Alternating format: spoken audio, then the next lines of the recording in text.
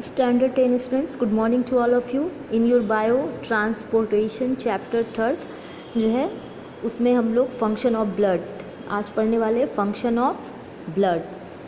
तो ब्लड का फंक्शन क्या क्या है?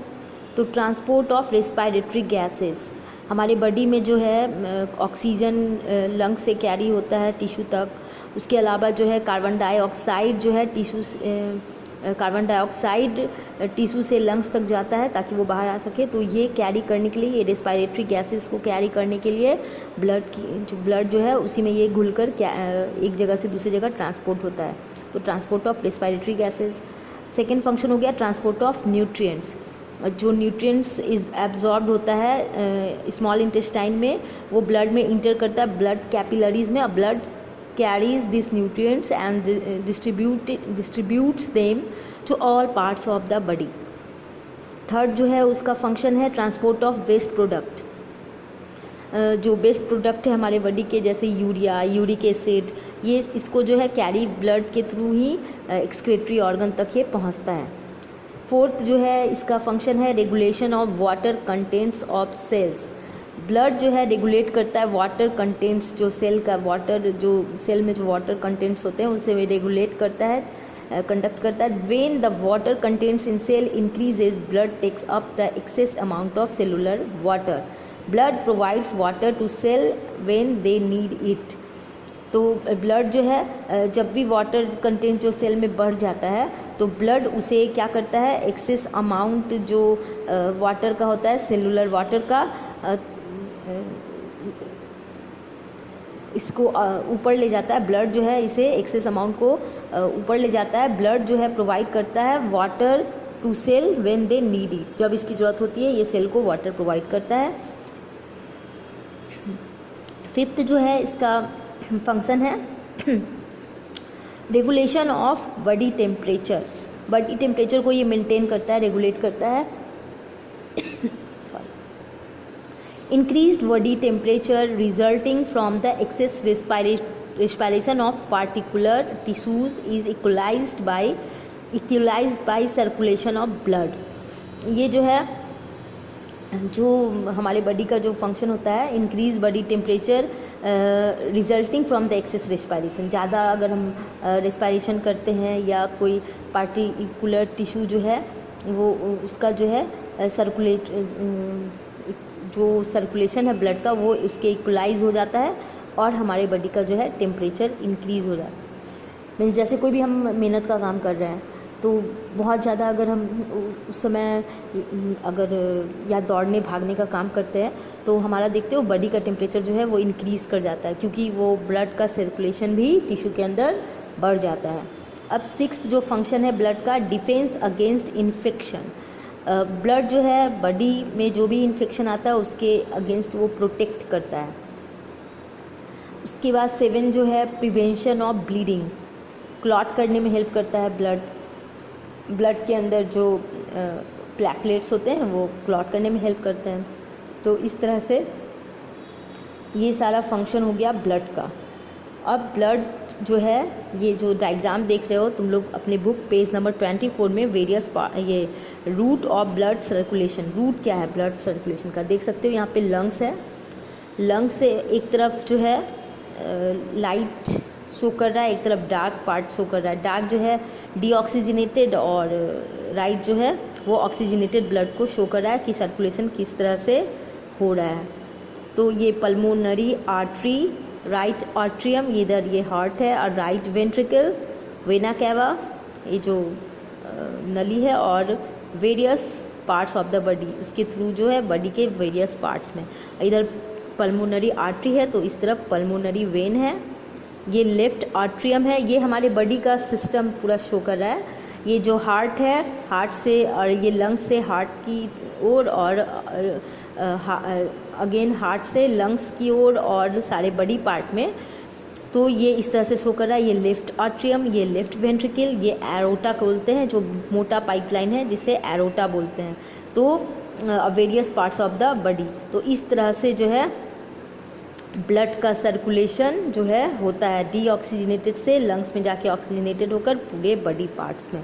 तो इसी को अब ब्लड, कौन कौन सा ब्लड वेसल इसमें पार्टिसिपेट करता है और उसका टाइप क्या है। 3 types of blood vessels namely arteries, when and capillaries. ये तुम ऐसे छोटे क्लास से भी पढ़ते आ रहे हो कि 3 टाइप के जो ब्लड वेसल हैं, ये जो हमारे बॉडी के अंदर जो ब्लड सर्कुलेशन में पार्टिसिपेट करते हैं, are involve in blood circulation, they are all connected to form one continuous close system. ये जो कंटिन्यूस क्लोज सिस्टम के अंदर काम करते हैं। आर्टरीज जो है वो इलास्टिक होता है, थिक वॉल्ड वेसल होता है और वाइड होता है, और ये ब्लड कैरी करते हैं, हार्ट से दूर ले जाते हैं, ये हार्ट से away from the heart to the limb and organ of the body. ये हार्ट से अवे जो आर्टरीज है वो हार्ट से ब्लड को दूर ले जाते हैं और बॉडी के ऑर्गन्स तक पहुंचाते हैं। They have thick elastic walls to withstand the high pressure of the blood emerging from the heart। जो हार्ट से जो ब्लड इमर्ज होता है, निकलता है, तो इसलिए इसका थिकनेस जो है होता है वो ज़्यादा होता है, वो बहुत इलास्टिक वॉल होता है, लचीला होता है, ताकि उसके हाई प्रेशर को, ब्लड के जो सर्कुलेशन का हाई प्रेशर है, इसे वो सह सके। फिर नेक्स्ट जो है वेन्स। वेन्स जो है bring back blood to the tissue and organ to the heart. ये जो है टिश्यू से ऑर्गन तक, ये वेन जो है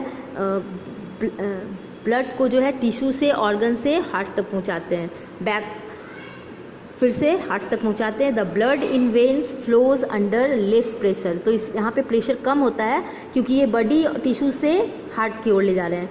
then that in arteries. Arteries की अपेक्षा यहाँ पे प्रेशर कम होता है। Therefore veins do not have thick walls but veins can accommodate more blood.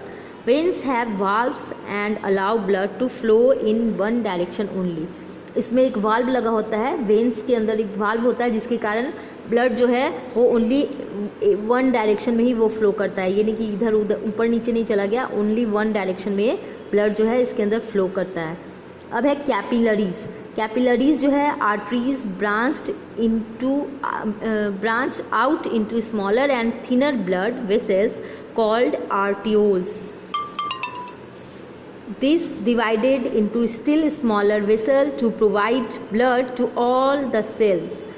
ये जो आर्टरीज है, ये जो आगे जाके आर्टरीज का जो ब्रांच होता है स्मॉल वेसल्स में, जिसे आर्टियोल्स बोलते हैं, ये डिवाइड होता है छोटे छोटे वेसल्स में, जो कि ब्लड सारे सेल्स में ब्लड प्रोवाइड करते हैं। बॉडी के सारे सेल्स में जिसके थ्रू ब्लड जाता है, वो छोटा छोटा पतला पतला जो नर्व्स होता है उसे कैपिलरीज बोलते हैं। The thinnest blood vessels are called capillaries. जो ब्लड वेसल का सबसे थिनेस्ट जो नली है, एक तरह से नली बोल सकते हो, इसे कैपिलरीज बोलते हैं। Their walls have just one layer of squamous cell. ये एक ही स्क्वामस सेल्स, ये सारे 9 क्लास में तुम लोग को पढ़ना था, टाइप्स ऑफ सेल टिश्यूज़। तो स्क्वामस सेल से बने होते हैं जो कि बहुत पतले होते हैं, और इसका एक लेयर होता है। दिस वॉल्स आर परमिएबल, इसलिए ये परमिएबल होते हैं। परमिएबल मतलब इसके आर पार जा सकता है, इतना पतला झिल्ली टाइप होता है। So that water and dissolve substance pass into in and out. तो इसलिए इससे वाटर और जो भी डिजॉल्व सब्सटेंस है इसके इन और आउट कर सकता है। Exchanging oxygen, carbon dioxide, dissolved nutrients and waste product with the tissue around the capillaries. तो ये सारा एक्सचेंज भी हो जाता है क्योंकि इसका ये परमिएबल होता है। तो ये सारे न्यूट्रिएंट्स, परमिएबल पहले भी ये वर्ड टर्म आया है, मीन्स की जिसके आर पार जा सके, जो बहुत थिन झिल्ली टाइप होता है जिसके आर पार ये सब्सटेंस जा सकता है, जो वेस्ट प्रोडक्ट है with tissue around the capillaries. The capillaries form a dense network reaching out to each and every part of the body. ये इसका बहुत घना जो है नेटवर्क होता है, यानी जाल जैसा होता है हमारे पूरे बॉडी में। जैसा कि दिख भी सकता है तुम लोग को, वो पतला पतला नर्व जो होता है वो अगर उसका जो डायग्राम जो है वो तुम लोग पहले भी बचपन में जो हमारे बॉडी के अंदर नर्व्स का जो जाल सा बुना होता है, जाल सा होता है, तो पहले भी देखे होंगे। The flow of blood is very slow in capillaries. इसमें ब्लड का जो फ्लो होता है बहुत कम होता है। बहुत स्लो होता है। They join to forms venules and veins which return blood from organ and tissue to the heart. तो ये जो है वेन्यूल्स और वेन्स से ये अटैच्ड होता है और ये ब्लड को रिटर्न करता है ऑर्गन से, टिश्यू से होता हुआ हार्ट में। अब नेक्स्ट क्लास में हम लोग पढ़ेंगे ह्यूमन हार्ट। Thank you.